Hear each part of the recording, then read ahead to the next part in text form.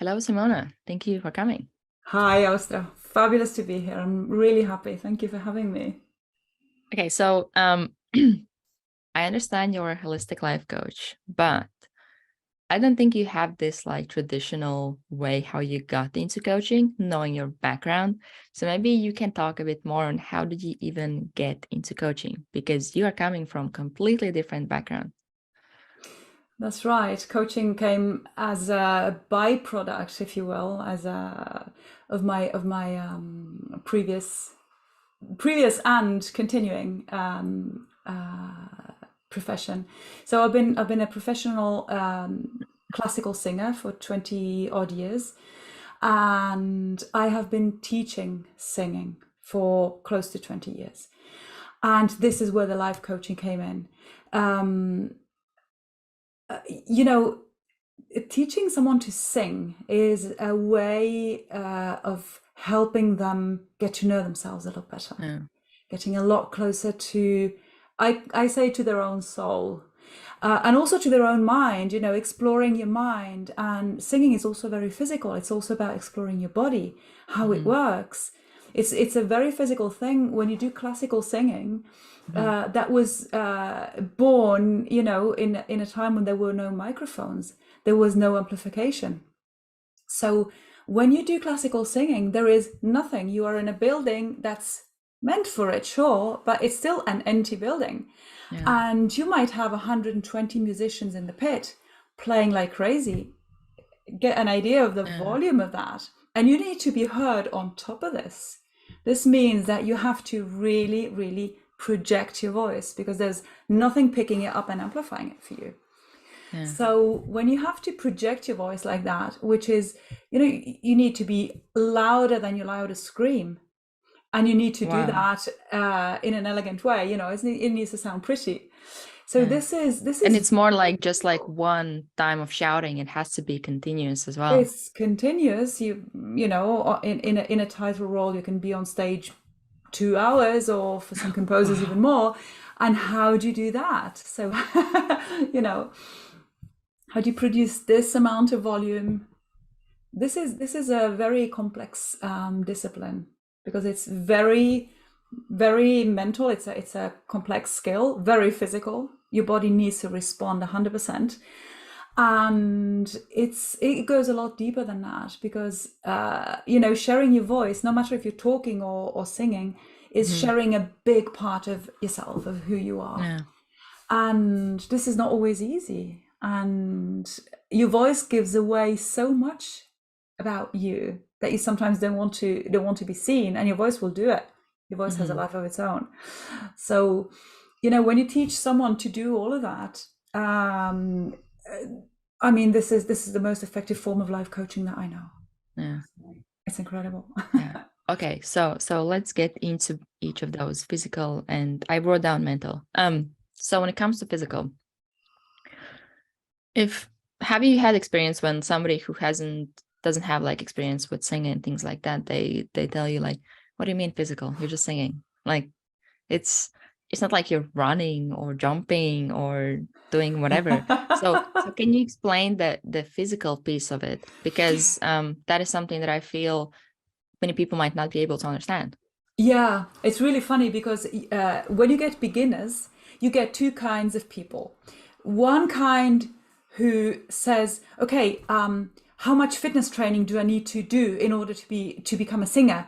Wow. And I go like, "Hey, have you ever looked at Pavarotti? Do you think he does a lot of fitness training, in the day?" All these cliches about opera singers, like being not exactly, sports people. Hmm. And so I get this kind of people, the ones who understand that it's very physical, and they say Hmm. like, what do I need to be able to do? I mean, do I need to, Yeah. do push-ups and stuff? That's one type. And the other type is the type, as you say, who says, what's physical about that? It's singing. Yeah. It's somewhere in between. It's very, very physical. First of all, you need to produce so much sound. You need to take so much air. You need to transform it in a proper way into Mhm. sound. Um, already the way we breathe, if you breathe like okay, it's only singing, you're saying that it's only speaking. And most of us, we breathe like that, which is nothing. We get a little bit of air at the top of our lungs, and okay, you don't feel that. But when you breathe for singing, you have to breathe down here. You have to fill this up and fill the sides and fill a little bit towards the back, and then use this air to create pressure in the right way so you don't injure your throat, and create this incredible amount of sound. This is very physical. The other thing that's very physical is everything you do on stage, or even if you do a concert and you're just standing there, it's very tiring. This requires a lot of stamina. And it's mentally demanding, just the concentration and all of that, which also you feel on your body. So it's physical, both in a sense of, the effort that you have to provide, and it's got to look like there's no effort at all. So when they say, oh, you sing like, it's so natural, that's the greatest compliment. You are doing a lot, but it shouldn't be seen. And it's also physical in a sense that you have to basically gain a control of your body. That's quite extraordinary, because the difference between doing it right and doing it wrong is sometimes so tiny. It's so subtle, and the difference of what people hear is huge. Like this person cannot sing, or this person sounds like an angel. And the difference is tiny. This means that you have to have an incredible precision, an incredible level of control of your body. So it is very physical, and this is just only one of the aspects. Okay, so one really interesting thing that I want to explain is that mechanism where you don't really sing with necessarily your throat, but how you involve the whole body. Because when you were talking, I was watching one of your videos, and it was really interesting to hear about it, because I'm not a singer. I don't have any understanding about this, or didn't have up until started to look some of your videos. But that's something that I found really interesting, even thinking about how much mind you have to involve just to control your body to actually go through that process. So can you explain a bit more in detail, how does that process actually look like? Yeah. So you might have had the experience of holding a baby, a small baby. And when a baby screams, that's, newborn babies are the perfect, ultimate opera singers. We were all born like that. It's something that we used to do naturally. And then they wouldn't let us, because of course no one wants screaming babies and screaming kids, and it'd be so loud. And so they kind of frustrate your voice and your ability to pull it out this way. And voice then becomes more than just your physical voice. They kind of dampen your voice in many, many different ways. But the big physical way is that you don't know how to sing anymore. A small baby, they fill their tummy with air. They open their throat like that. And they push from here outwards. Their bellies go, and their voice Is goes, it like a natural thing they do? Yes, that's how babies cry, how they scream for attention, for anything. That's how babies cry. And that's how we sing opera.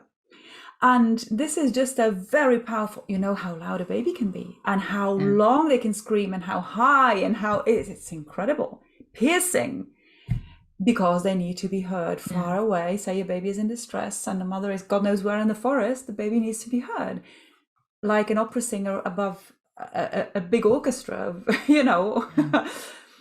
That's the mechanism. So we were all able to do that perfectly, as long as they would let us. And they stopped us from doing that.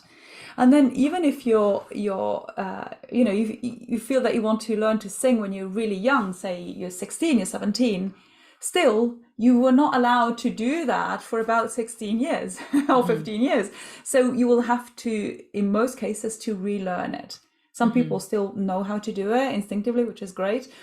But most of us, and I'm one of them for sure, we have to rediscover how you do that. Totally. And I really like how you said it, that we have to relearn it, not learn it, because it's Yes, already innate and it's already in all of us. absolutely. So in a way, nobody can really say, I'm not a singer, or No, the truth is, we have to, not only do we not have to learn it, we have to forget that it's forbidden. We have to unlearn that it is forbidden to do that. yeah. Now, singing, the thing about singing, the only difference with a baby screaming, crying, is that you have to have a certain pitch. You cannot scream any random notes. You have to have, so that's the only real difference. So when you say everyone is a singer, my only condition there is if they can pitch, if their hearing works properly. Yeah. So if you cannot pitch, those people, there's always, if there's a party and everyone's singing happy birthday, there's always someone going like, whoa. Those people, they can learn the technique, they can learn to breathe the proper way, they can learn to project the voice. It might even sound beautiful, but it will always be the wrong note. I've got some experience of that. It's incredible. Okay, but with these people, most of the times they actually seem like they're the most confident ones because they're singing like they don't really care. But that's one thing that I actually wanted to touch on is what role does the confidence play in this as well? Because technically, if all of us have this ability to use this mechanism, and let's just assume that we all have a good sense of rhythm and things like that, what is it that a lot of times is stopping people from this ability to actually express their voice? As you said, that probably is more towards the mental side, where expressing your voice, that it might not necessarily always be, because so many times, and you might have noticed this, is that there are many people that actually are really good at hearing the music and even hearing what's right, what's wrong, but they maybe don't have that confidence in their voice.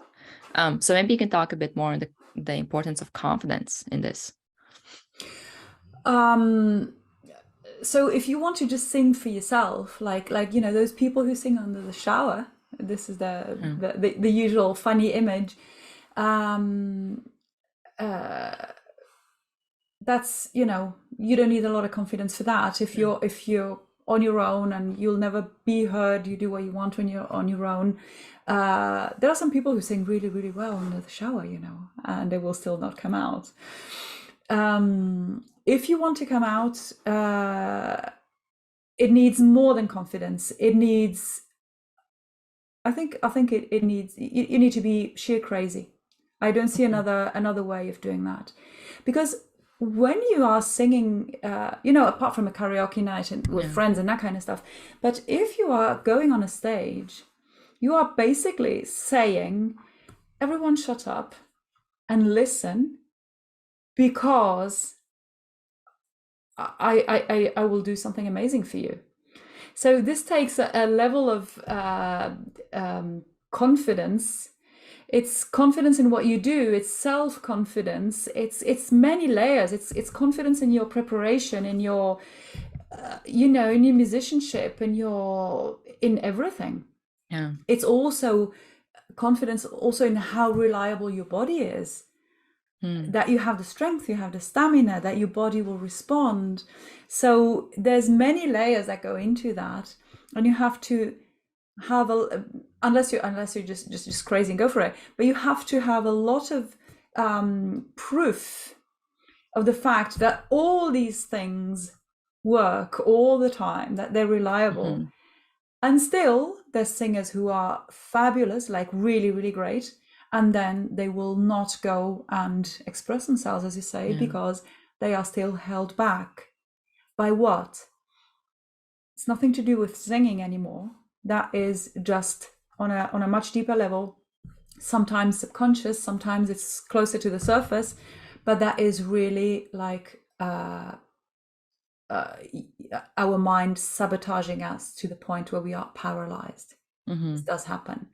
It's like stage fright, and it shows up like okay, I'm never gonna go on stage. That's one thing. Or those people who make it as far as to go on stage, and then they they don't deliver, because they're so paralyzed by fear that they never perform at the height of their ability. Maybe they're great at the rehearsal. You're saying, wow, and then they go on stage and you don't recognize the person. This happens as well. So that's, you know, once the technique is in place, and it takes a long time, and physically everything is in place, and you got your repertoire sorted, and you got, you know, everything, that's where it gets really, really interesting. So you have all of that, you have your tools, you're ready. Are you going to do it? And that's where the most interesting part for me of singing coaching a singer starts, where it's really like understanding that, you know, once it's okay, you know, you have a standard, you're not going to make a fool of yourself. You can, you know, that's the moment where you say, okay, why are you doing this? Why? What do you want to give? What do you want to receive? What do you want to cause? Why are you doing that? And why are you finding it so hard? What's blocking you? And what's blocking us is always some form of fear.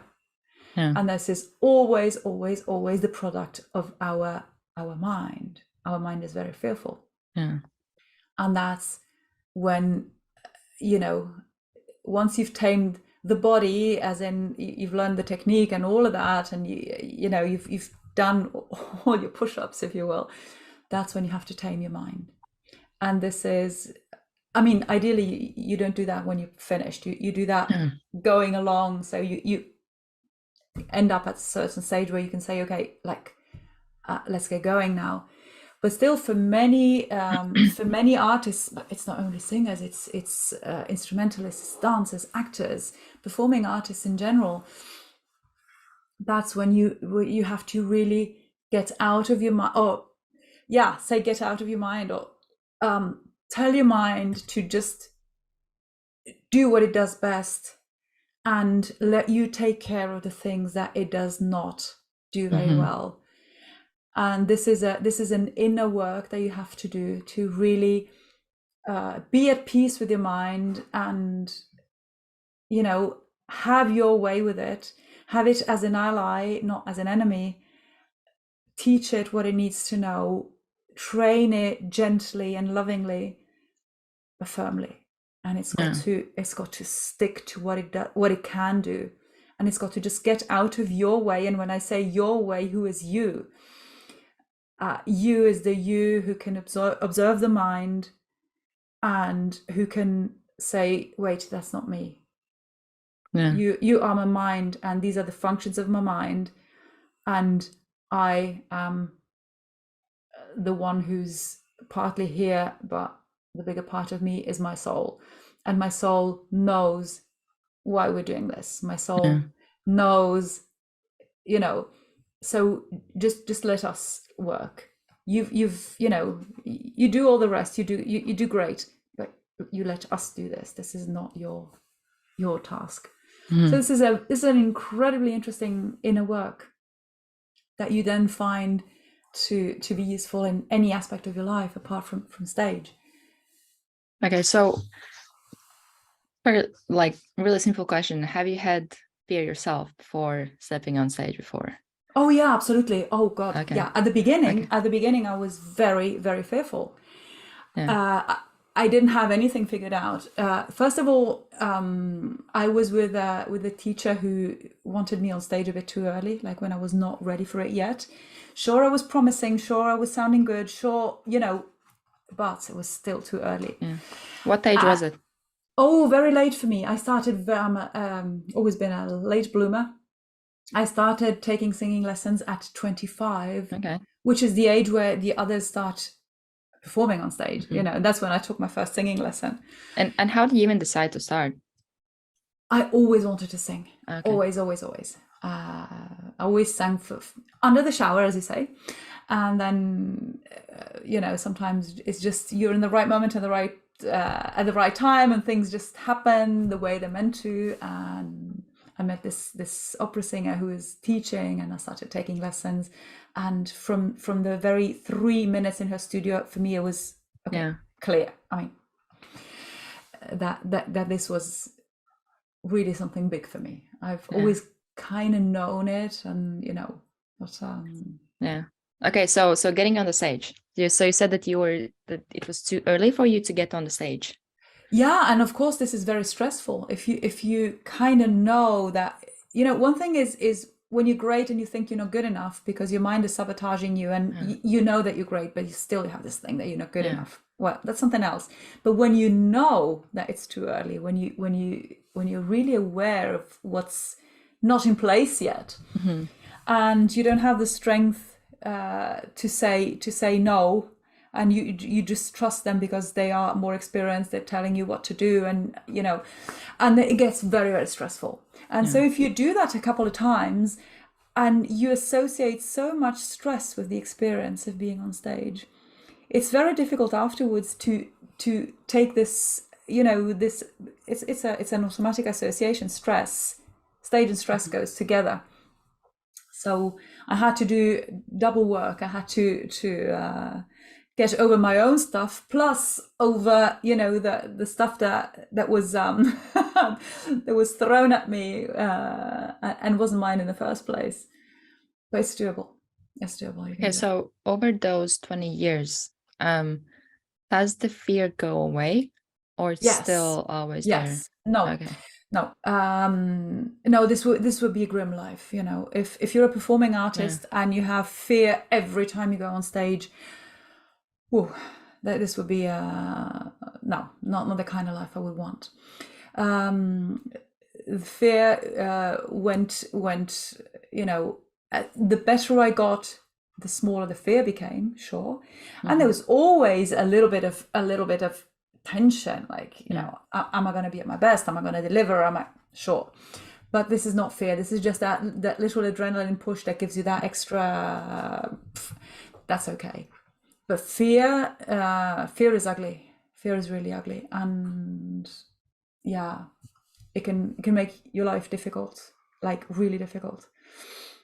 I was thinking, even as you were speaking about the fear, about how sometimes fear maybe can give us insights on what, or if there's something that we need to work on. Because if there's something that we are afraid of, especially if we have done this for years, there might be something that we need to resolve in ourselves. Let's say it might be fear of rejection or judgment or things like that. So I think that a lot of times can come back to you being able to notice that, oh, there's something else that I need to work on myself. Because I think, especially in the beginning, when you start something new or you do something for the first time, obviously you will have fear because it's uncertainty. You can't really predict what will happen, things like that.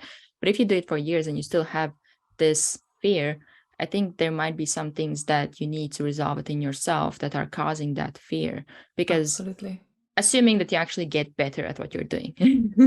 Yes. But maybe you can talk more on how, even like your experience with what you said about your confidence was growing, and did you, I don't know, there probably wasn't one moment when you noticed that fear started to go away, but how did that transition look like? Because I feel like it's important for everybody really to understand that, because when we start this journey on whatever it is that we do, you will have fear. It's something new.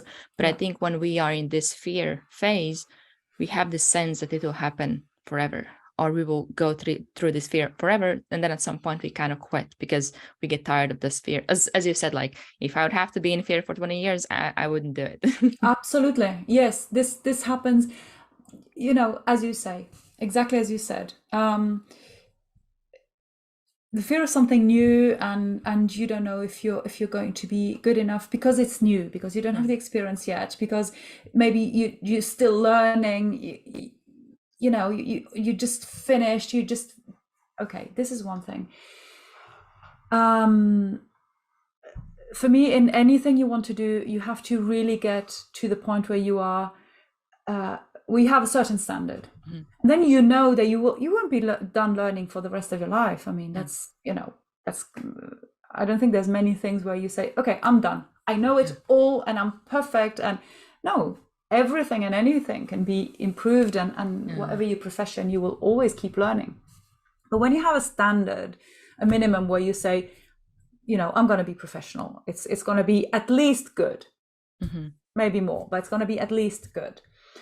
That takes away a lot of the fear, but that takes time because you have to get to that point where you know that you are always at least good. Okay. Now,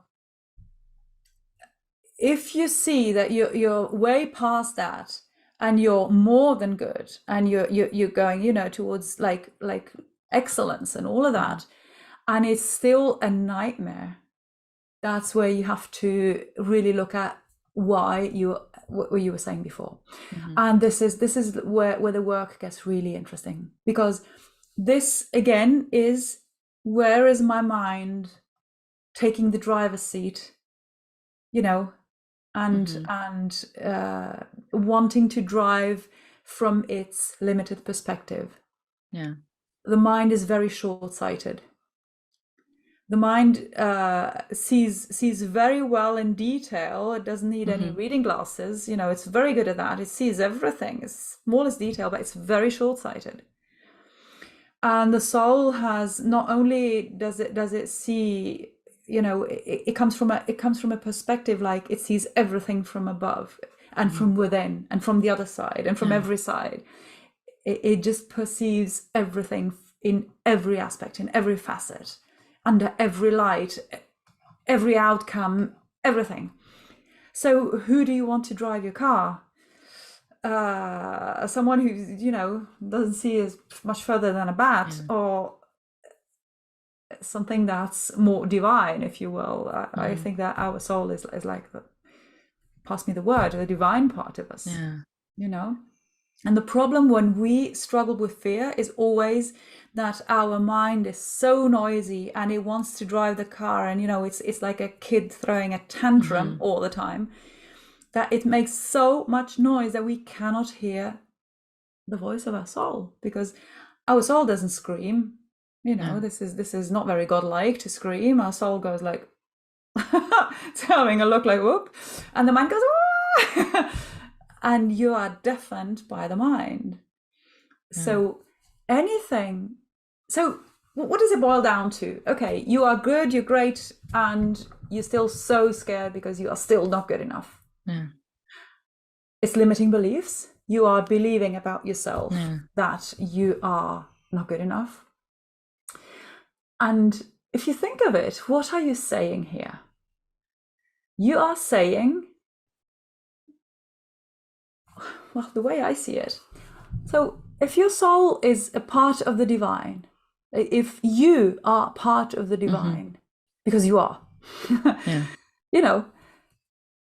so you are telling the universe or God or whatever you want to call it, spirit, universal intelligence, that, basically that it fucked up, that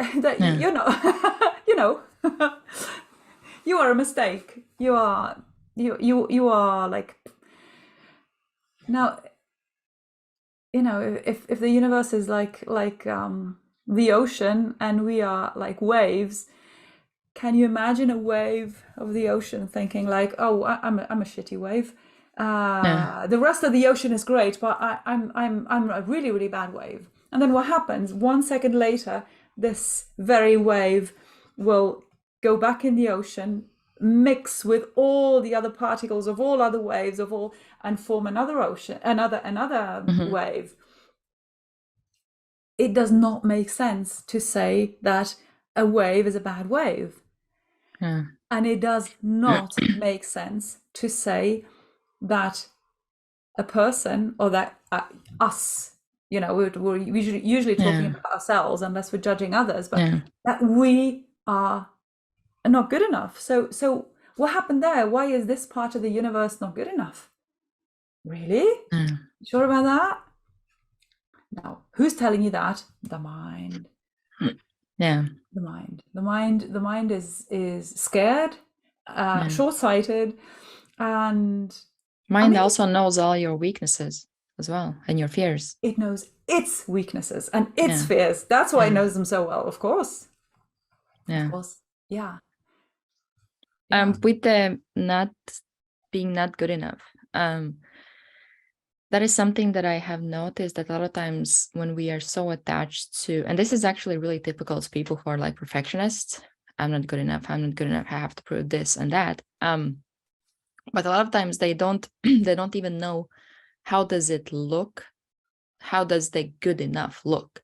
They just know I'm not good enough, but they don't have this objective of Exactly. what is it that is good enough. They just know that I'm not this. And that's similar to with failure as well, is that, and I have done this with so many people, that when they say, oh, I'm afraid of failure, and I ask them, how does the failure look like? And they have to sit and think. And I'm like, wait, you don't know how it looks like? And that's where I think a lot of times when we have these limiting beliefs, a lot of times we don't even know how does it look like when we don't have it, or when it's resolved, or what is it that we actually want to accomplish, or what is it that we are actually afraid of. How does the failure look like? And that's where we can be really either never really satisfied or always afraid, because you all have all these like you can find reasons for why something is not right, and you can also find reasons why something is right. It all depends on your perspective. But one really interesting thing that I also wanted to touch on is I wrote distorted reality, and what I meant by that is that what you said, that let's say somebody gets to a level when they're really good. So they're really good at, it can be singing, it can be really anything that they're doing. But at the same time, they have this belief that I'm not good enough. And most of the time, that belief or that belief kind of creates that distorted reality, that now you start to think that, oh, this is the actual reality. And probably the question is, have you had experience either yourself with something or with some of your clients when they had this, they were really good at what they were doing, either it was singing or something else, but they weren't really able to see that? And what was there something that you did or helped them to see that actually helped them to see that I actually have this, and like my skill actually isn't at this level that I actually think it is, but it's at this level, and that's the real level. Yes, and this is when you ask, okay, what does failure look like? Okay. You know, that's when you put the mind to, like, the mind goes like, oh my god, wait, I don't know. So same thing, the singer who says they're not good enough, and you have a recording, and you play them the recording, and you say, what's not good enough about that? And they go blank. You know, the mind doesn't know how to react to that. Say, okay, what about that? Yeah, actually, that was good. And what's different from the other times you sing? Probably nothing. Yeah. Is that something that would you give them the job? Yeah. So why shall we not give the job to you? If we will give the job to anyone who does that, but not you, what's wrong about you? And this is really nice when you put the mind like against the wall like that, and it doesn't know what to do. This is great. This is it's a bit rough, you know. It's a bit like, it's like punching the mind in the face. That's okay. You can do that, and you can actually you can make things happen. Like they kind of realize, and they say, okay, I'll give it a try, and then, you know, things happen. But you want to really, really get rid of that underlying thing. Yeah. And you want to, the thing is to teach yourself or others to recognize where the mind is trying to take over. Because when it does, rarely things go well. The mind does some things really, really well. You know, the mind has its function here, and it does some stuff really, really well.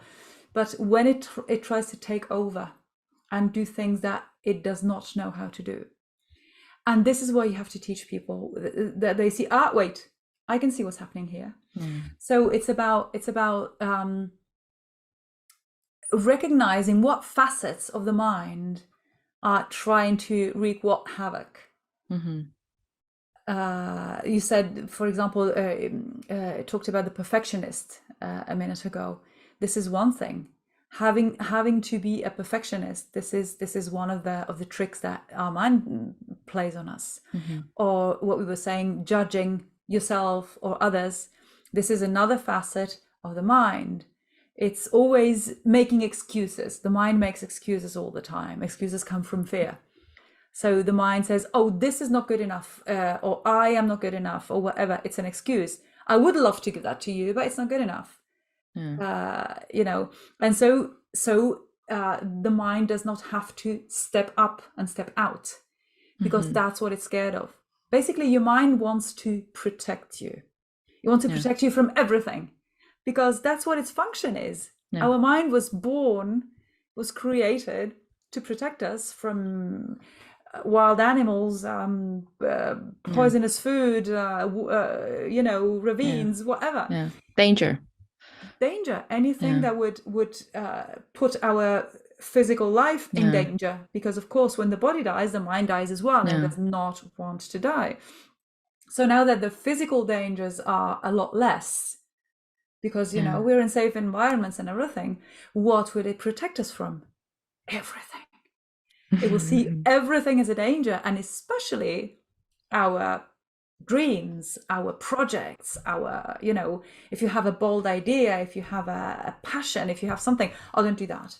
This is too scary. So don't do it, because, and it will come up with a huge amount of excuses why you should not do that. What can go wrong? You're not good enough. What will people say? What will happen? They will hate you. You're going to hurt yourself, you're going to fail, whatever that means. So it's a big thing, like, wow, you're going to fail. You know, all scary stuff. And that's the problem. And that's why I said before, you have to train the mind, and also you have to reassure the mind. The mind wants to be reassured. The mind wants to hear that it's going to be all right. And that, you know, I see a bit like a little child. Some people see it's an interesting way of seeing it. Some people see the mind, the ego mind, say, as the inner child, and it's a good way of putting it as well. It's not exactly how I see it, but I like it. It's a good way of seeing it, because a little child will want to have their way and do things that they know how to do, and be the center of attention all the time, and they're scared of everything, and they scream for every, you know, everything. And that's a bit how our mind works. It's a little bit like that, and it needs to be reassured. It needs to be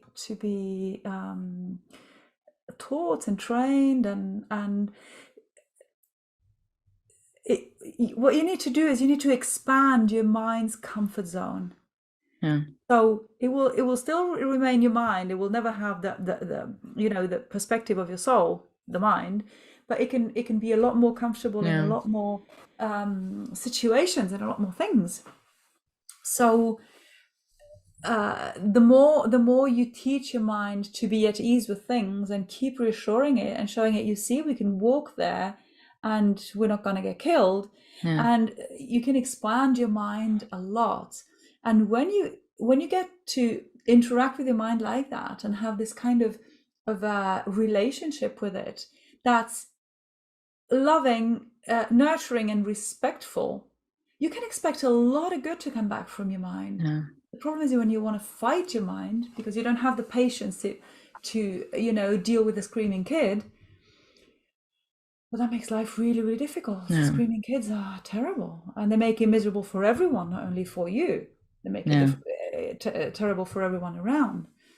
And that's exactly how the mind works. That is interesting how even building that relationship where I think many times we think that, oh, it's negative or it's bad that we have these thoughts, or like one thing that I wrote is that when you talked about expanding our mind's comfort zone, which I love the way you explained it. I also wrote that, like, you should expect resistance as you expand your comfort zone, because it will naturally happen. You enter new grounds. And that's why I think a lot of times people get surprised that there's resistance, or it feels harder, or things like that. But you should expect that. You're entering new ground. You don't really know it. And when you have this expectation, it's harder to be surprised when you enter resistance, or when your Yeah. mind is giving you some resistance towards it. And one thing that I wanted to talk on was that even like that, those stories that our mind is giving us of reasons why you shouldn't do it, especially if it's your own dream, because now it's personal. If you get rejected, it's personal. It's not like you, and that's something that I talked to the previous guest, is about we were talking about writing a book, where if you get bad review, you don't necessarily perceive it as bad review on the book. You perceive it as bad review about you. So you take it personally. And that's something that I feel that many times when we do our own thing or pursue our dreams, we can take this rejection personally, and not be able to distinguish that. And that, like, so the reason why I'm talking about it is that I recently had a conversation about fear of success. So we are afraid of success, or people say that there's such a thing as like fear of success, which a lot of times there is such a thing. But also I was thinking about, okay, so maybe not for everybody, but for a lot of people, it might not necessarily be the fear of success, but the fear of potential failure, because the bigger is your success, the bigger is the potential failure that comes with it if you fail. And that's why I think that a lot of times people focus so much on this, oh, I'm afraid of success. Then I would suggest to think about, are you afraid of success? And if you are, think about why is that? Because some of us don't even believe that we deserve success. So that may be one thing. But you also want to think about, it might be the case that I'm actually afraid of the bigger potential of failures as I achieve more and more. Because when you do small things, the failure is relatively smaller. So you think, or you might assume that I can handle it. But the bigger the success, the bigger the failure, and you can't really know if you're able to handle it unless you actually are in a situation where you have to handle Absolutely. it. But that's something that was really, really interesting thought that I realized during that conversation. Okay, so singing, how did you get into coaching? Now we actually get to this piece. Well, so I kind of slipped into it naturally because, you know, what I was telling you from before, all I've that been you were talking about, I started to coaching see that it makes all the sense. time. I was coaching all the time. I actually started coaching way before that. I started when I was small. Mhm. Because it's just my nature. So I was just actually it's not my nature to coach. It's my nature to make people believe somehow that I can help them. I don't know why they believe that. People believe, and since I was a kid, people would ask for my advice. They would ask for, usually kids, but sometimes adults. And that this was really, really funny when they asked for my opinion or didn't ask, and I gave them my opinion. They were like, "How do you know?" You know, this kind of stuff. I don't know. So I started coaching actually when I was really, really small. Then I went through teaching a lot. I taught languages. I taught some visual arts stuff when I was doing that before I became a singer, because I started very late. Then I was teaching singing, and within these things and apart from that, I was always coaching people. And earlier this year I decided to stop performing publicly, professionally. I'm doing some nice stuff in the studio. I'm recording. I'm keeping my voice up. I love to keep it, you know, to keep my standard and everything.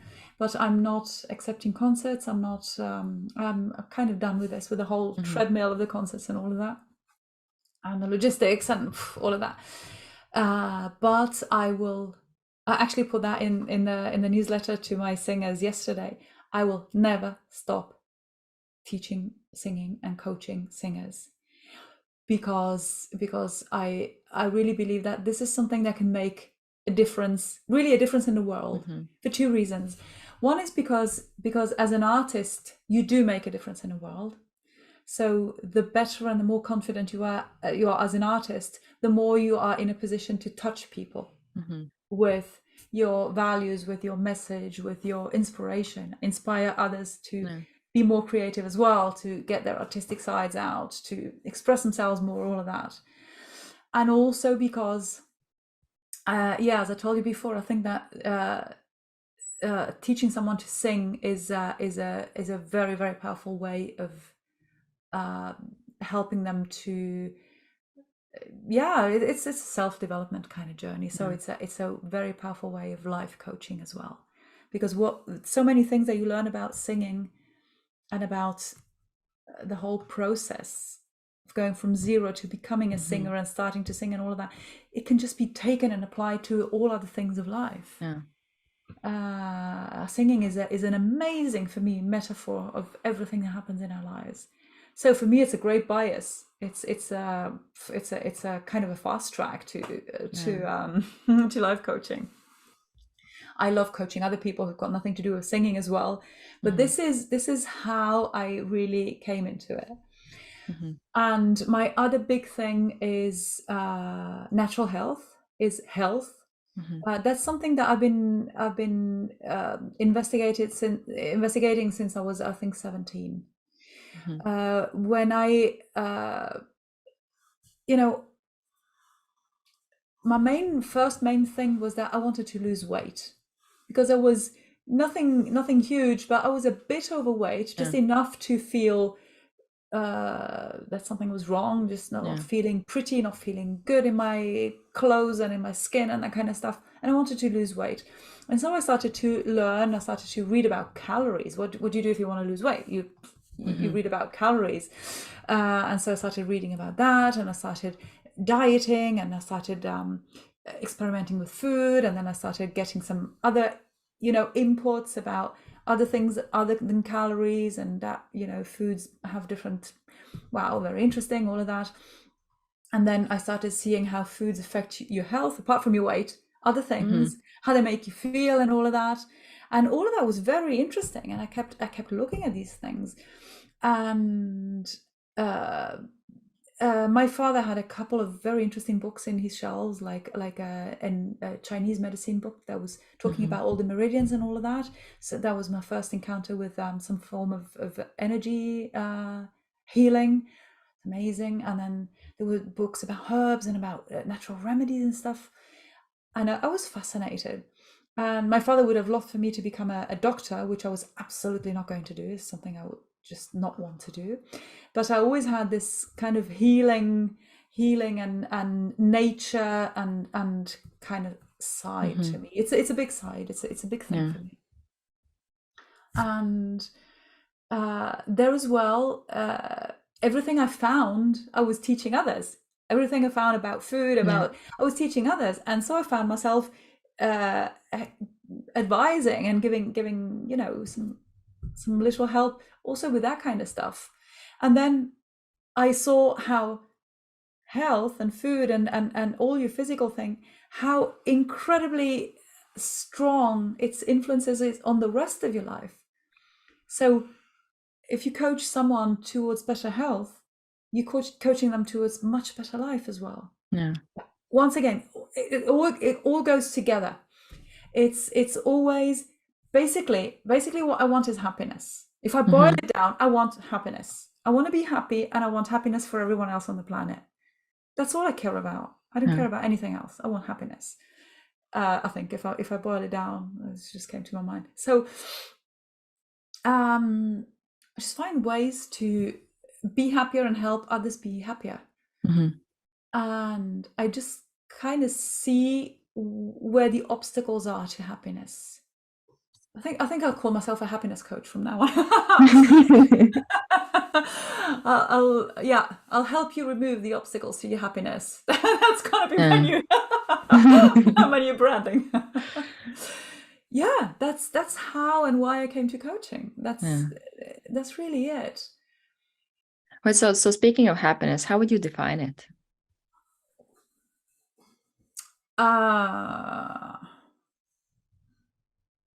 So,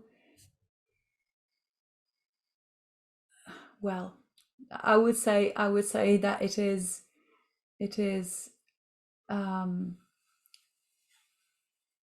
it's really when your soul is in the driver's seat.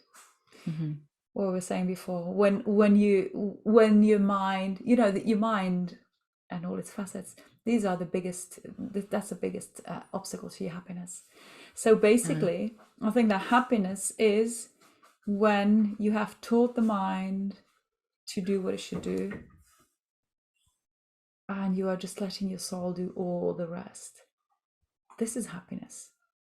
Because you're coming from, absolutely, because you're coming from a place of love, and nothing else. And actually, think about it, all obstacles to happiness are obstacles to love. And any unhappiness is a lack of love, of some form of love. That's what it is. It's love for yourself, for others, for whatever, for your job, for your environment, for your planet, for whatever. That's when there's less than pure love. It's just less than happiness. Yeah, I love this. Okay, so you mentioned self-love, which is another thing that I wanted to touch on. And that's something that I think a lot of people find challenging or struggle with: self-love, loving themselves. Or even as they go, a lot of times people actually start from the stage of self-hate. So it might not necessarily be that they jump in self-love, but let's say they're now starting to build a relationship with themselves that is healthier, or maybe not as toxic. Okay, maybe how would you describe the self-love? How does that look like? Before we go more into how do you build up towards that, so that we know what is it that we actually are going towards. Well, you know what I said before, when you have limiting beliefs and you are judging yourself in a bad way, you are telling the universe that it made a mistake on you, that you are its only and biggest mistake. And that sounds a lot like ego. And self-love is exactly the opposite of that. And that's what the soul does, and it's the opposite of ego. It's exactly saying what is not to love about you, and what is not love about you. There we are again. You are part of the universe. You are part of you are made of love. That's what you're made of. So why are you finding it hard to love yourself? Because your ego is telling you that you are not worth it, and it's telling the universe that it's made a mistake there and it got it all wrong. So what self-love is actually recognizing what you are as a human being. What is a human being? You are one too, aren't you? You're not something different. So my first question would be, can you admit that a human being is a part of the universe? Can you admit that the bigger part of you is your soul? If you can't admit that, if we can't talk about any of that, then for you, self-love will be, okay, don't be so hard on yourself, be a little bit less, a bit less of a perfectionist, a bit less of a hard judge, treat yourself a little bit more to, some self-care, some time off, something. Or it might also be the opposite, where you get so self-absorbed that it's only about me.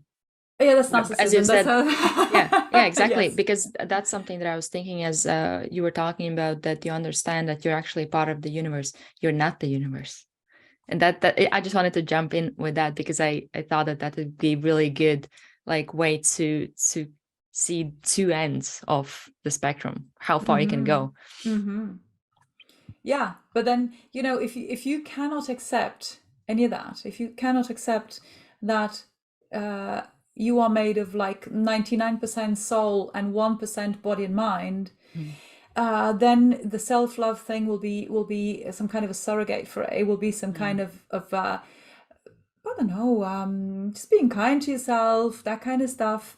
But this is not what real self-love is. This is not self-love.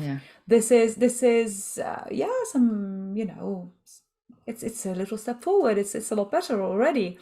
But it's more a form of compassion, if you will, self-compassion maybe. But you're still saying, okay, all right, I will stop being so harsh on myself. I'll treat myself a little bit better. Are you happy now? No, I'm not happy. It's maybe a big effort, but it's for a small result. I think self-love is something that you can understand when you understand that you are 99% soul. And when you understand that, and when you understand how what your soul is made of, what you are made of, what you are. I was talking to a bunch of ladies 2 nights ago exactly about that, and I said, think about the worst politicians you can think of. Think about criminals, tyrants, murderers, I don't know. Think about just the worst of humanity you can think about. These people's souls are beautiful. These people's souls are made of love. What's ugly here is the mind. These people are so disconnected from their divine nature. They are the slaves to their mind. They are so blind. They are so deaf. They are totally disconnected. The moment they die, they'll go like, oh my God, like what was that? It's not that they are bad. It's that they are simply, they haven't probably been exposed even to the option, to the possibility that you can quieten your mind, that you can, what have you, and that you are not your mind. The thing is, we identify with our mind, we identify with our thoughts, our emotions. That's me. I am like that. When people say it's nothing I can do, I'm like that. No, you're not like that. You're not that. That thing is kind of throwing a tantrum, as I say, is taking you over, and you think that you are a whatever, jealous person, you are an envious person, you are whatever you are. You are a perfectionist. No, you don't have to be a perfectionist. You are acting like one, you are being perfectionistic now. Sure, you are being jealous, you are being whatever you are, but this is not you. And then you have a thought, I could kill that one. Okay, I'm a murderer. No, you're not. You might kill someone, in which case we might call you a murderer, but it's still not who you are. Or better, it's still not what you are. It might be who you are. And that's the other big thing of the ego. One thing is the protection and all of that, but the main, big, huge function of the ego is identity. Our ego gives us our identity. So that's the who you are. Who are you? You are 1,000 things. You are, you have your name, you have your nationality, you have your profession, you have your whatever, your religious beliefs, your anything, any of that. And any of these things you can change, any of that. But what you are, you cannot change. And that's also the thing. You can change anything, everything about your mind and about your body. You can change genders if you want. You can change everything. But you cannot change your soul. Your soul is eternal. And you will never change, and it doesn't have to. It doesn't need to. But your mind and your body, you can change at will. And then you have a totally different identity. You can change nationalities, profession, and gender, and name, and you are a totally different person. And even like as we were talking about the identity, I think that's one thing that, as long as we identify as whatever comes next, depends on the person, that's what we will be or think that we are. So the moment you actually stop to identify yourself as this person, it's something that even Frank Kagan, who was on the podcast, was talking about how, let's say, really simple example. He's a networking expert, and when people would say, I'm really bad at remembering my name, or like not my name, but like other people's names. People's names, yeah. Usually we know our name. But like, or if we don't, then we probably have to check that. But like let's say somebody's like, I'm really bad at remembering names. I don't remember names. And he said that, like, if you're telling yourself this story, you're not really helping yourself, because now you literally, like, this is like good example of like you identify yourself as somebody who is bad with names. So how much more likely is it you will go and you change something if you see yourself as somebody who is bad at names? And it's the same with literally like anything, that as long as you identify as a person who is having that, or who is that, or is doing that, you most likely will continue living that because you identify yourself as that person. But even speaking of self-love, I really like what you said about, I usually call it I don't know, like bubble baths, candlelight, stuff like that, which I think you said like self-compassion. It's not really necessarily self-love. Nothing against it, but absolutely, it's great. But I think that's more like a distraction from the real self-love, where it's a question how we express love to ourselves. To express love by avoiding that thing that you have to do, which a lot of times is some inner work, which is uncomfortable. It's not pleasant. And that's something that I was thinking about one day in the gym, like a few years ago. That's when I had this realization that, because I was doing like a hard workout, and I was like, oh, so this is what self-love looks like. You actually go out there and you do something uncomfortable to make yourself better, to develop yourself. And you show yourself love by putting yourself in situations where you become better, or you move ahead. Whatever direction it is, it doesn't really have to be gym necessarily, but anything really. If you want to develop something in yourself, or just to build self-love, it's really hard to build it externally. When you do something external, you will feel good, but self-love isn't always about feeling good, because as you go through the process of building it, it's not comfortable. You have to face certain things, or certain fears, or certain limiting beliefs that you have to learn to let go, or address, or resolve. And also times this isn't the process that you will enjoy. You'd rather go and do bubble bath. And that's something that I see many people kind of not misunderstand it, but maybe miscommunicate what self-love is, or like that's how I perceive self-love. But that's something that I see a lot of people talk about, that I really like that you mentioned it, because because I agree to that. No, but you know what? If you are doing something uncomfortable, or doing whatever it is, because you want to be better, this is not coming from a place of self-love. Yeah. You are saying that you are not good enough and you have to improve. Okay. This is not self-love. Okay, so let me clarify. There are two sides of it. So one is when somebody actually has this mindset that I'm not good enough. I have to prove something to myself, or I have to get to this level to feel good about myself. So I can love myself. Yeah, exactly. So I can then finally love myself. Yeah.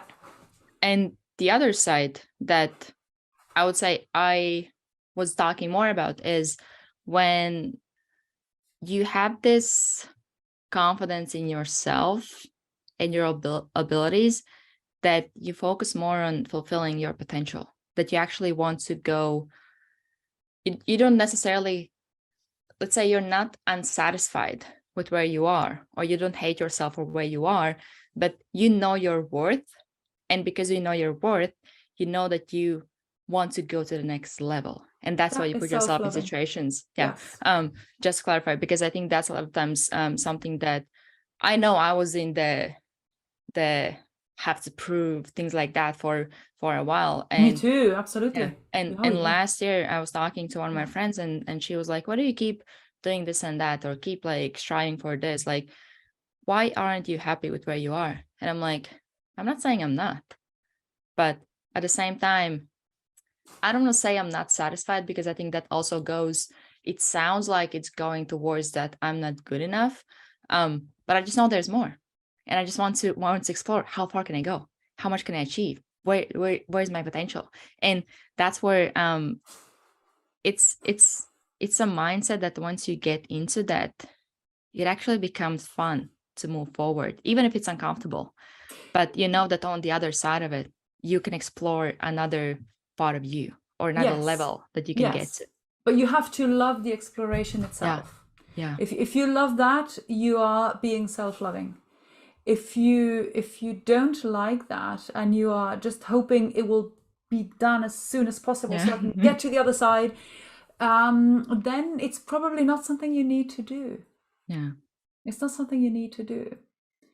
And you know what would be the most self-loving thing to do? If you ask me, it's to be happy. That would be the most self-loving thing to do.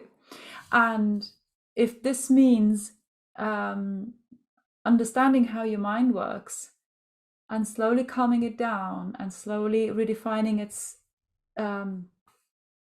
role, say, in your life, and easing into what your role is in your life, you as in your soul, the bigger part of you.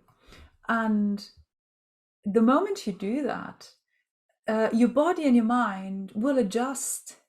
They will adjust to that. So I focus on life purpose. This is one of my big biases. I want you to be in your life purpose. So what's your life purpose? People think, okay, they say, my life purpose is to become a millionaire. I think, no, this is not your life purpose. This is something you want to do. It's great. Or my life purpose is to, I don't know, to discover something, or to whatever. People think that life purpose is about doing. What Or do like I achieving. have to do? Yes, or achieve, or get, or have, or no. Life purpose is about being. What you do comes from who you are.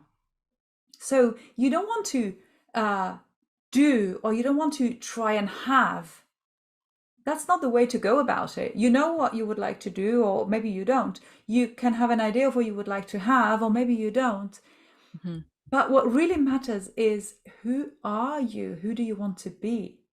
Once you get to that place, all the rest falls into place. You will see what you can have. Maybe something you never thought about, and something you thought you wanted is like who wants that? I don't. Or what you will do, will come out of sheer inspiration. Not what do I have to do in order to do that, or even worse, in order to avoid that. This is totally misaligned. Your soul doesn't do anything to achieve anything, and it doesn't do anything to avoid anything. Your soul wants to be, and then you are in this position of being happy, and you say, oh, do you know what? I really fancy doing that. And you do it. And it's guaranteed to make you happier, others around you happier, to be of benefit to the world, to everything and everyone. Because it comes from this place first. It's inspired action, it's aligned action, it's action coming out of love. And then people go like, I have to get to pension, to retirement age. So after that, I can live my life purpose. No. If you do like that, you won't even get to a retirement age. You're likely to die before. No, this is not it.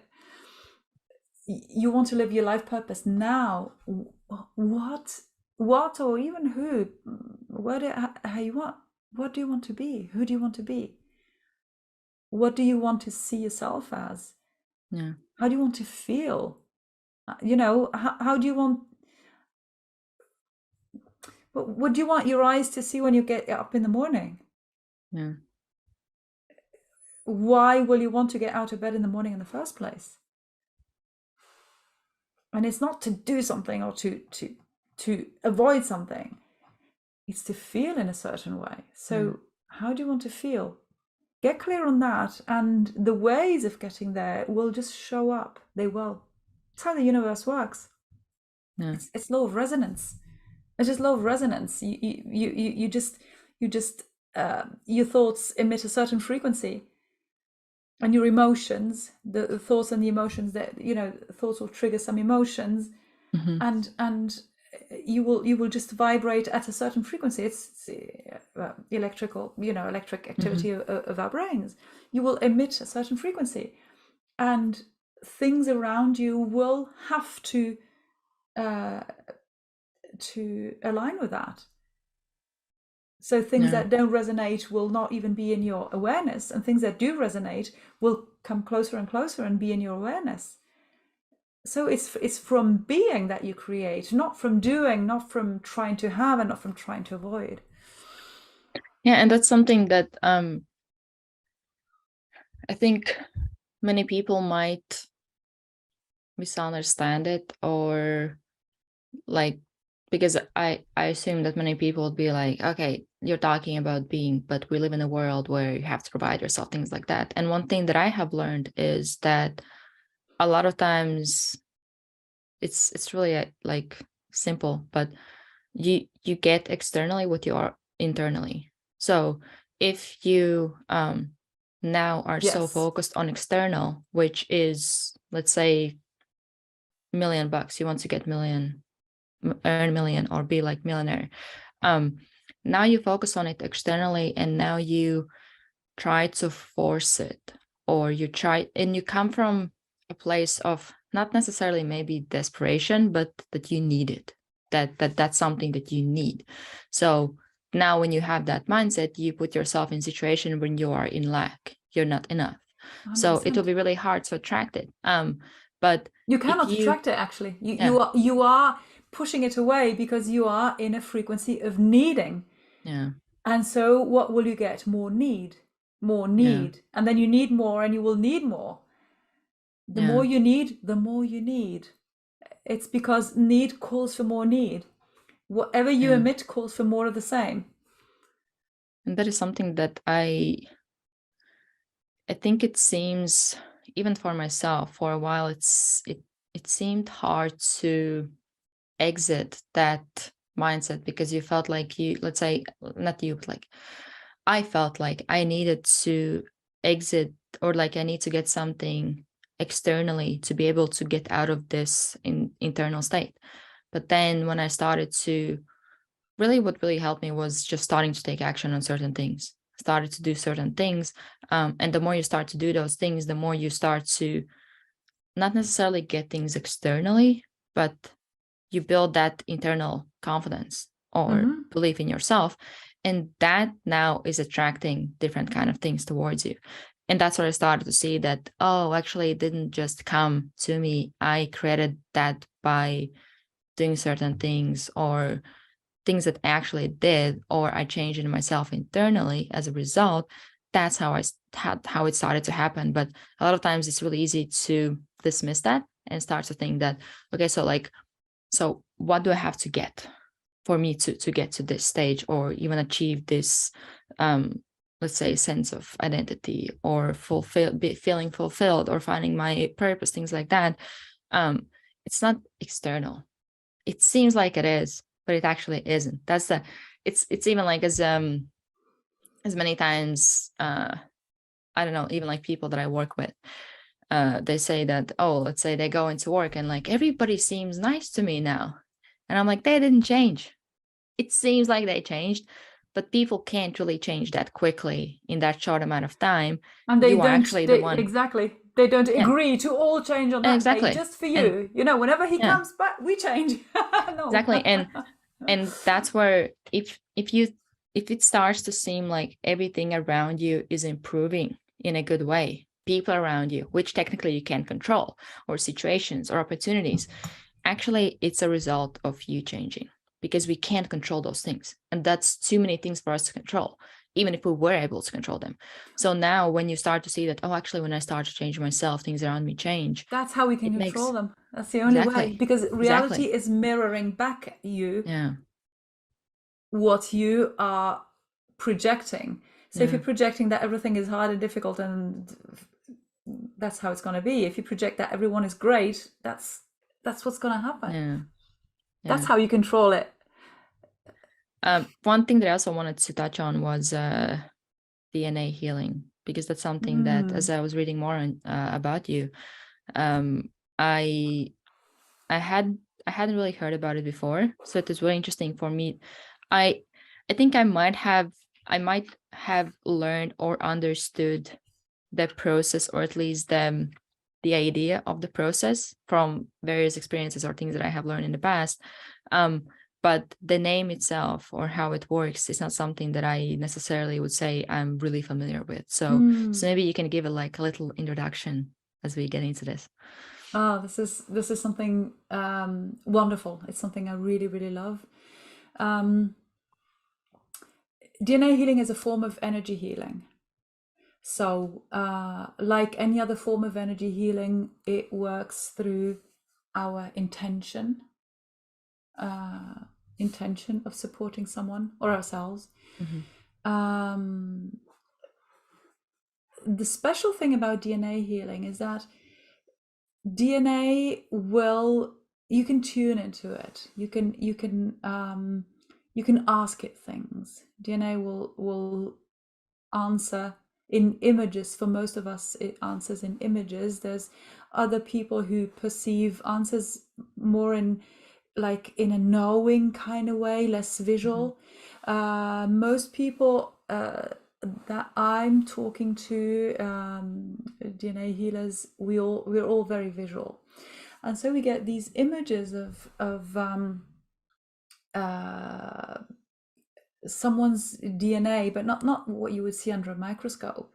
It will just give you like an image, a picture, something of what you need to understand, what you need to say to the person, or what you need to do. Any form of energy healing is about moving energy around. It's about moving energy is the best way of saying that. And DNA healing is the same. There's no difference there. It will just show you things that you can tell the person that they need to know, maybe. And it will show you images of, sometimes you see DNA as being I don't know, dusty, or I don't know, bent, or something, and it will what will you do if it's dusty? Well, you will dust it. You will see these very visual ways of cleaning something. So you could choose something, some instrument, some tool to dust it, and no matter what the issue would be, maybe it's showing you that it needs to be cleaned, to be dusted, and it can be shown in the problems or the issues that people are facing will show up in many creative ways, just in order to get you going in the right direction, so you know what to tell them and what to do. I'm absolutely passionate about DNA healing because DNA is really funny. DNA is a hugely complex thing. It's absolutely amazing, and scientists up until very recently didn't really know what to make of it. There is the coding part of our DNA that is about 1%. So if you see, you've seen the images of the double helix and all of that, and about I think it's 1% or something like that is the part that really has the codes within it, that code, the color of our eyes, and all our physical and some mental kind of traits and that kind of stuff. And the rest of it, a mere 99 or something percent, was called junk DNA, which always made me laugh, because now you tell me if this perfect universe will create junk. First of all, 99%. 99% of what is making us is junk. So you are telling me that we are made of junk? Now, science has slowly started to discover that the 99% that is now very graciously called non-coding DNA is the part that pertains to the soul. And there we go again, 99%. percent of you is a soul, and then there's a 1% of whatever's body, mind, and all their functions, you know. So DNA healing I mean, looking into DNA is something incredible, because you realize how DNA is basically the interface between our soul and our physical reality. That's where our soul enters our body. In every cell, in every one of our cells, there is our soul present entirely. And you know, this is just a little, think of fractals. If you see it like that, you know what we were saying before, like we have the universe in us, we have the whole universe in us. Same as every cell has got our whole soul in us. The same, every single one of us has the whole universe in us. This is you know, it's all the same, it's all one. And this was what I was saying about the waves, or you can say the drops in the ocean, or whatever. It's all one. Scientists and philosophers talk about oneness. It is one. It is all one. There is only one, and it changes all the time, and it takes all forms of all shapes, all forms of facets. So, you know, it can be anything, and then, you know, it dissolves into something else. I you know, I always love the expression to push up the daisies. Like when you're dead, you push up the daisies, and this is really, really what it's all about. You transform them into nourishment for the daisies. It doesn't matter. Then you know, you get eaten by a cow or whatever. It doesn't matter. It's all circling endlessly in the universe. What stays is our consciousness. So your soul, as your consciousness, will stay, and it will always choose another form, go into another form, into, you know, and there as well, it will resurface, and then it will go back into all that is, and then it will resurface somewhere else. And this is also why this whole energy healing on the DNA, all forms of energy healing, that's why they are so powerful. Because you are just basically, sometimes things move out of some, you know, out of the wanted order, and you just move them back into there. You can just realign things. You can just have the energy flow again through one path as opposed to another one which it had taken. You know. So how do you, let's say you have things out of order. First, how do you recognize that they are out of order? I kind of get an idea, but or I think most people probably get an idea, but there probably are some bits or pieces that you might explain more. And once you recognize that, let's say you're out of this alignment, how do you, or is like, what do you do to get back into it? Are you talking for yourself, or are you talking when you are treating someone? Let's say for yourself. Yeah, okay, because treating someone is pretty similar, but okay, for yourself, how you know that something is in misalignment is because something is not wonderful. It can be some physical aches and pains, illness, whatever. It can be depression, it can be a mental illness, it can be unhappiness, it can be heartbreak, it can be rage, anger, I don't know, anything that does not feel just great, just serene, at peace, happy, you know, loving and self-loving. Anything that is not that is an issue. And where do all issues come from? Disconnection from the soul. Physical issues are exactly the same. It doesn't matter if you're if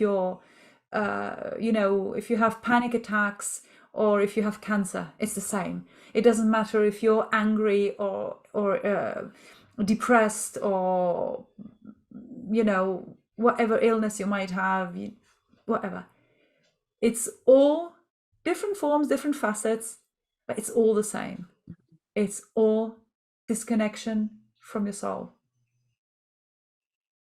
It's like we are pinching ourselves off. We're not listening because we've got all the busy mind and all the things that we tell ourselves that we have to do, want to do, need to, time pressure, space, time, money, relationships, all these things that are stressful and make so much noise that we don't hear our soul anymore. There is nothing unwanted that can happen to a human being that is not due to disconnection from their soul. Nothing. So how do you connect back to your soul? So basically you start monitoring your feelings very closely, but like really the smallest insignificant moments, like right this moment I'm sitting here talking to you, okay? How do I feel about this? Is this like, oh God, when is this going to be over? Or is this like, wow, I'm absolutely loving this? So I'll let you guess. So if it feels like anything like, then it's some film you're running in your mind telling you that you have to, you should, blah, and don't know what. If you are absolutely loving it, this is your soul going like, yeah, we like that. Yeah. And it's, in the most insignificant things, I need to call that friend. I said I would call her. How do I feel about it? Or, wow, can't wait. Should I drink a glass of water? How do you feel about it? Should I drink a glass of wine? How do you feel about it? These seem like silly questions, seem like so insignificant. The answers are in there. So when watching something, seeing something, hearing, being tired or being, you can be happily tired and it's wonderful to go to sleep, or you can be tired and it feels horrible. It's both tired, completely different feeling. So anything that feels in some way negative is somehow being ruled by the mind. And everything that feels in some way positive, I mean, from just on the brink to fabulous, or from just on the brink to horrible, you will know you are being ruled by the mind, or you are being supported by the soul. Sorry about the strange noises. It's all the doggies sleeping under my desk. Wait, so with this, I want to clarify because let's say, I don't know, simple example, somebody wanting to lose weight, they have to go and do exercise.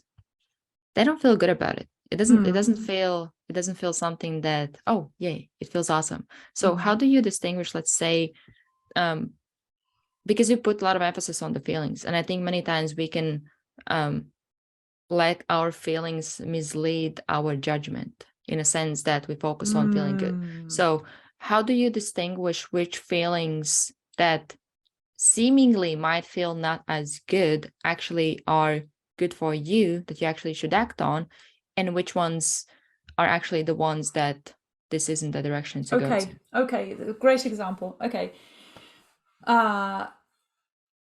You want to lose weight. First question, why? Why do you want to lose weight?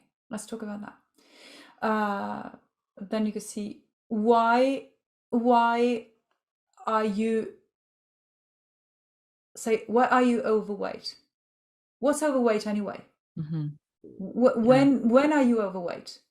Is it when you don't fit in that particular pair of jeans, or is it when your BMI goes up, or is it when your sister says, oh, you put on weight? What's overweight? First of all, It can be very, very, subjective and personal distinction when you're overweight. There's an athletes will say that they're overweight when they're 25 grams up, and us after 8 kilos, we go like, wait a sec, okay, what's overweight first? Okay, why are you overweight? What made you get there? Mm-hmm.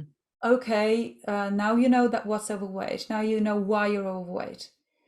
So what? Why do you need to need whatever to lose weight? Okay, is the reason valid? Okay, why you want to lose weight is usually out of a lack of self-love, because you are not pretty enough, you are not whatever's enough, you're not good enough, you are showing the world that you have no willpower. This is absolute bullshit. This is how our mind works, but this is absolute total nonsense. Okay, all right, already there for me the question already stops there, because okay, you want to lose weight out of lack of self-love. Forget the weight. Should we talk about self-love now? Say that you pass the self-love check, which I doubt very much. I doubt it very much.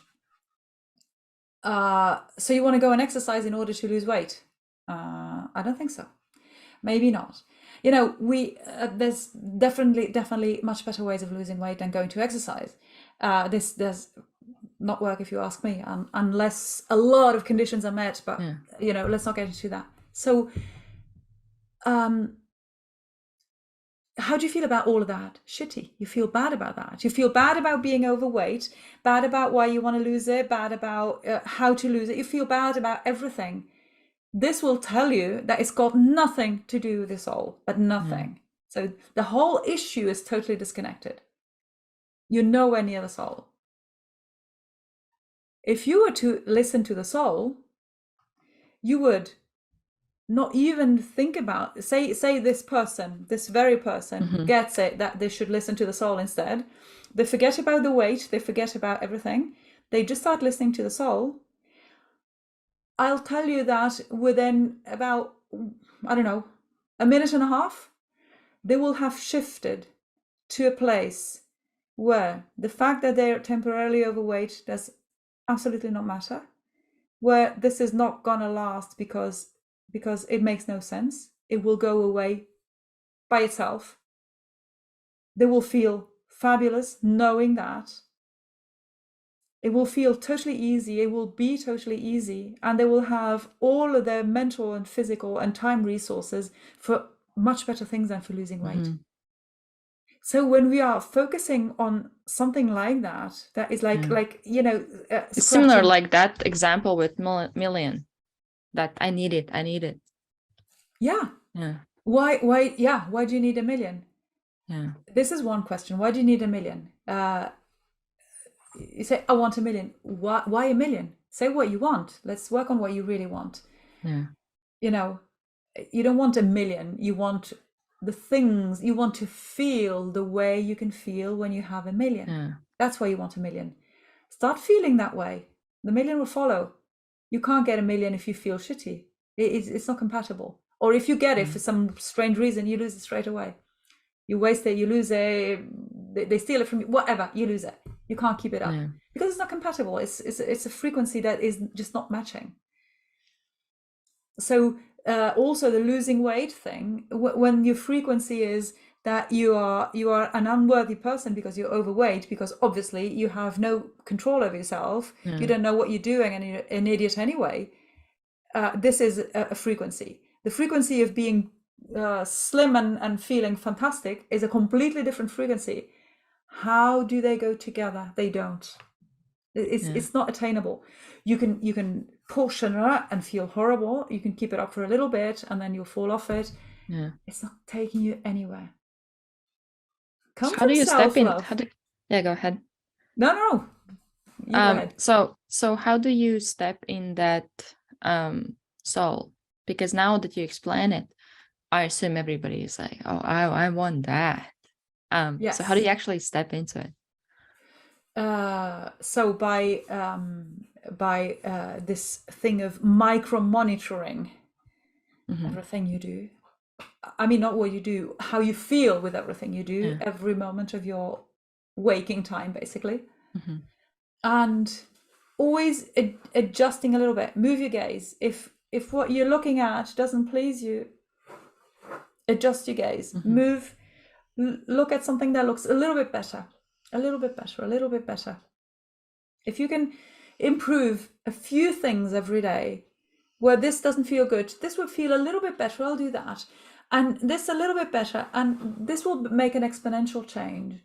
And if you get used to not accepting, not having it when it doesn't feel good, and you go for things that feel good, the emotions are the guidance of our soul. Our soul does not speak in words. It does not say, hello, you should have your breakfast now. It doesn't do that. Your soul has you feel in a certain way. That's the only way it works. So always. So is it part of like a gut feeling as well? Yeah, absolutely. Okay. Yeah. Any feeling, absolutely. Any intuition you get, any emotion. I'll say feeling because it encompasses it all. And careful when you put too many words to it. That's the mind going blah blah blah blah blah. If you can, oh, this can be helpful. So,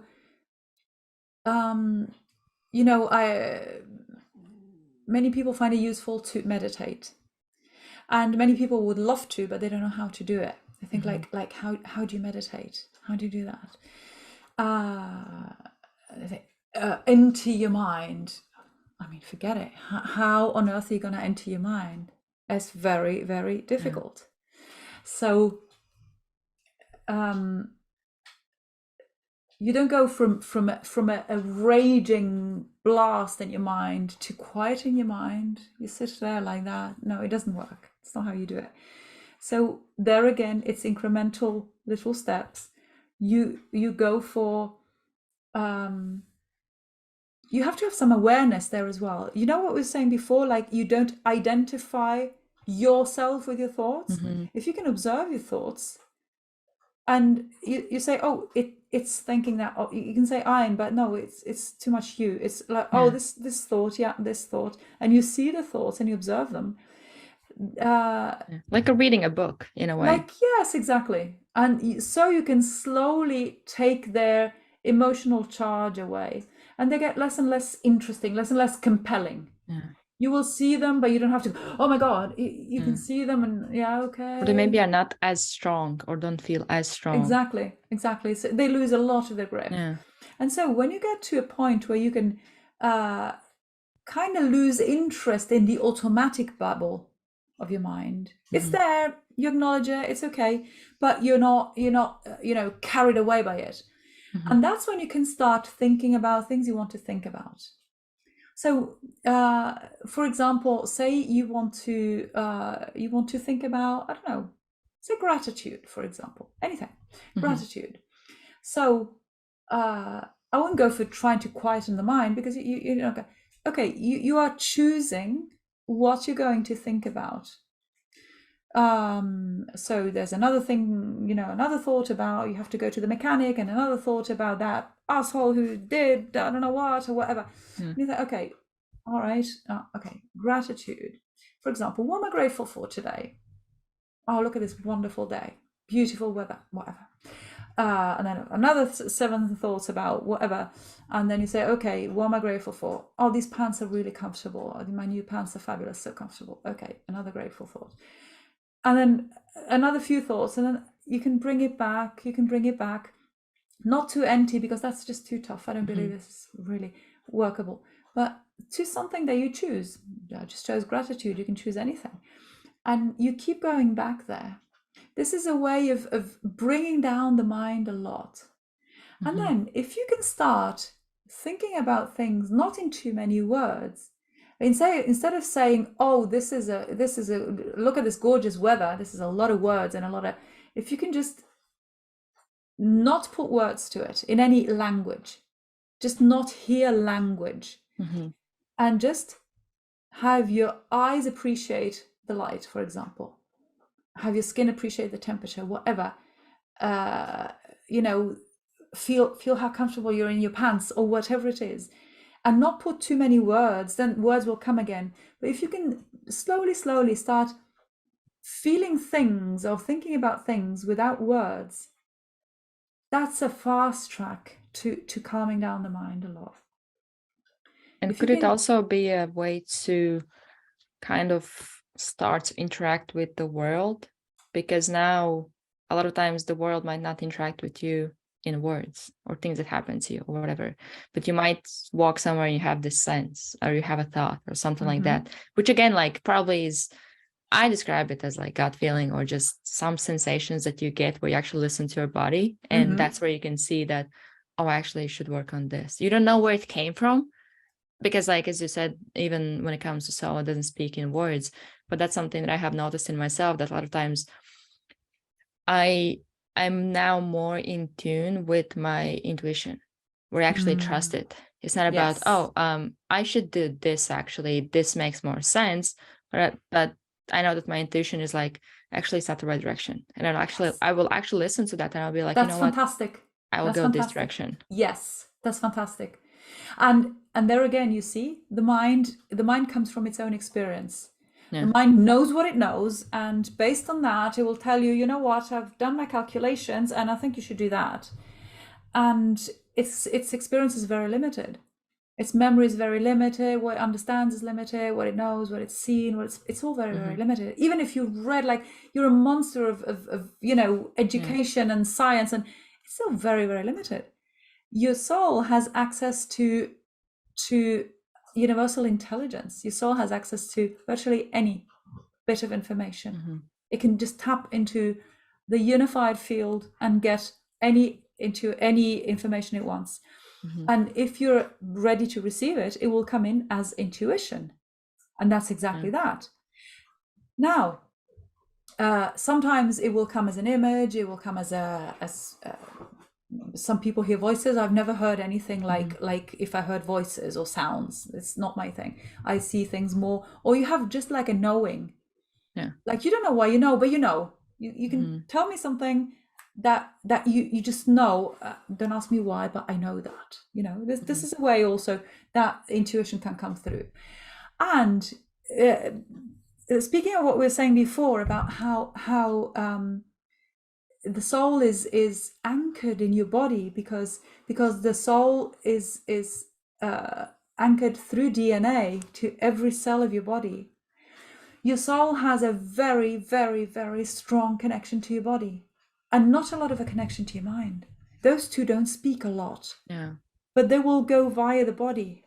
They will often speak to each other via the body. Oh, okay. So this is very important. There's a lot of people out there in the spiritual kind of circles who think that you have to be all in the higher spheres, don't know where, and that the body is, the body is not spiritual or any of that. The body is the only part of you that is really spiritual. That's where spirit is anchored in you.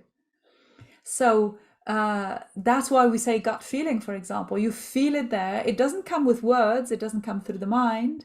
It comes through the body. It's a sensation in the body, very physical. And it's intuition. It's pure knowledge, pure knowing coming from there. So this is very powerful. If you can, that's why I say also slowly lose the words, lose the language, and go more into how you feel, also physical sensations. How comfortable are these pants? How nice is this temperature? How beautiful is this light? There again, your body is ready and readier to receive intuition. Intuition is just inputs from, absolutely. That's exactly what you say. That is really interesting. Well, at least for me, it was like a connection point with certain things that I have experienced that, now in a way, like, starts to make more sense. This was a lot of things. And I feel like we could keep talking for hours, because this is so interesting. Is there something that you would want to leave the listeners with as we close off? Yes, there's one thing I am hugely passionate about, and I'm creating something in that respect. So I more than believe, I know, and this is real knowing, from that kind of knowing, that when we as human beings are listening to our soul, when we are connected, we end up automatically being deeply connected with our planet as well, with nature. We really are. We connect on a deep, deep level. There again, this separation we see from nature, this is all done in the mind.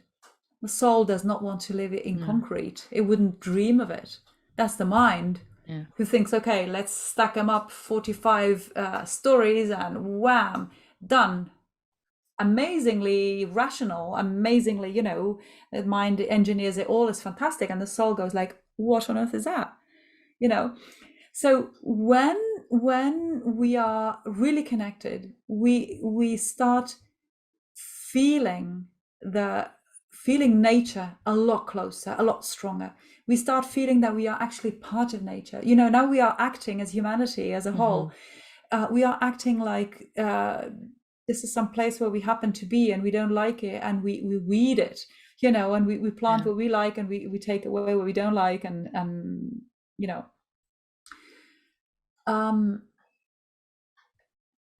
our body is anyways coming from this planet. Everything we're made of is found on this planet. Our soul is perfectly happy integrating in parts of this planet. And our creative part, our souls are big creators.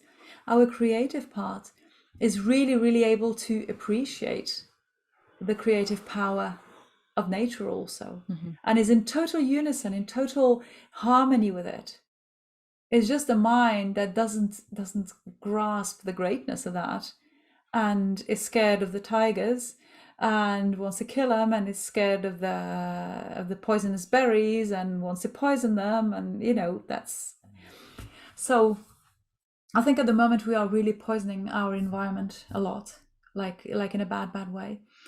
And I don't want to go into the climate change discussion. It's a very interesting discussion. Let's not go into this now. The planet does what it does. The planet has its phases. It goes from hot to cold many times. CO2 levels go up and down many times. Everything changes all the time, and it doesn't have to be the same always. And it isn't, actually. It really isn't. But regardless of that, these are very long cycles. In our very short cycle here, we are definitely poisoning our environment, and we are destroying a lot of things for just lack of understanding, for lack of empathy, for lack of love, for lack of soul, for lack of connection. And I am creating, together with 4 fellow coaches, who are 4 absolutely amazing people from different backgrounds, different countries, everything different. What we have in common is this deep understanding that anyone who's connected to their soul is connected to their planet. And that at this moment in time, humanity needs as many of us as possible to be as connected as possible to our own souls, so we can support the planet, and we can reverse some of the damage that's being done on a daily basis all the time. We are creating this platform. It's called Keepers of Mother Earth. It's keepersofmotherearth.com, where we offer our coaching.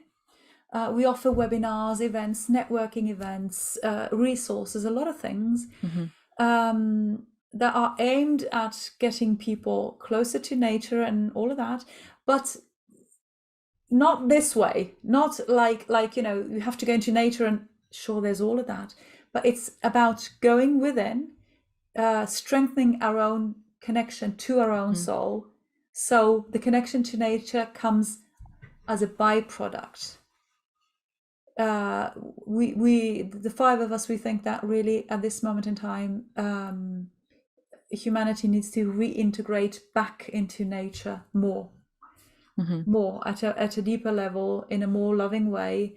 And so this is something that I believe everyone will benefit from if they just if you just get more used to observing whatever. Even in towns, we can see trees and flowers and stuff,